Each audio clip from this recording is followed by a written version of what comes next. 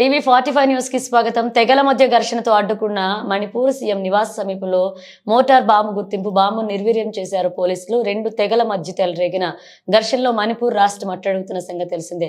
తాజాగా మణిపూర్ ముఖ్యమంత్రి బిరేన్ సింగ్ నివాసం వద్ద బాంబు కలకలం రేపింది. బిరేన్ సింగ్ నివాసానికి కొన్ని మీటర్ల దూరంలో ఈ తెల్లవారుజామున ఓ మోటార్ బాంబును స్థానికులు గుర్తించారు. తీవ్ర భయాందోళనకు గురయ్యారు స్థానికులు. వెంటనే పోలీసులకు సమాచారం ఇచ్చారు. ఘటనా స్థలానికి చేరుకున్న పోలీసులు బాంబును నిర్వీర్యం చేశారు. బాంబును గుర్తించిన సమయంలో బిరేన్ సింగ్ నివాసంలో లేరని తెలుస్తోంది. మరొక వైపు ఈ రాకెట్ ప్రొఫైల్డ్ బాంబును గత రాత్రి ప్రయోగించి ఉండొచ్చని, అది పేలకుండా ఇక్కడ పడిపోయి ఉండొచ్చని పోలీసులు అనుమానిస్తున్నారు.